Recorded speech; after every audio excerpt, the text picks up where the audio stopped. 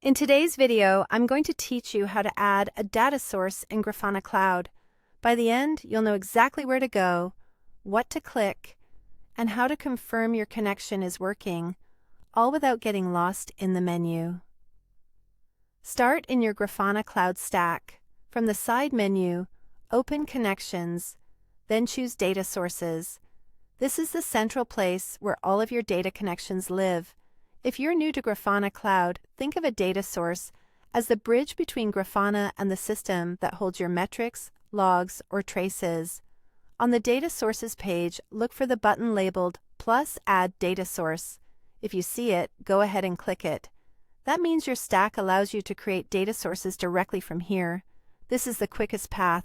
You'll be able to continue inside the stack without switching tabs or leaving the interface. If you don't see the Add button, don't worry. That usually means your stack is managed or your current role doesn't have permission to add new data sources directly. In that case, head over to grafana.com. Click on Manage there or log in first if needed.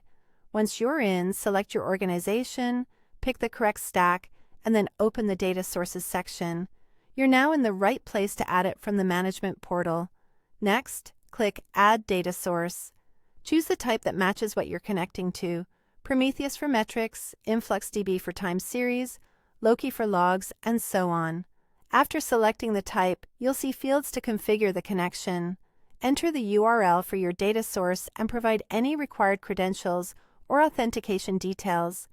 Use tokens or keys appropriate for your environment and make sure the endpoint is correct for your region and service. If your organization enforces specific authentication methods, match those settings here to avoid connection issues.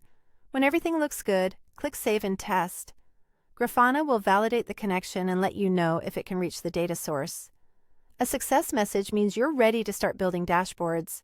If it fails, double-check the URL, credentials, and any authentication headers or certificates you've provided. Small typos are the most common cause of errors, so review carefully, and that's how you add a data source in Grafana Cloud. Quick and easy.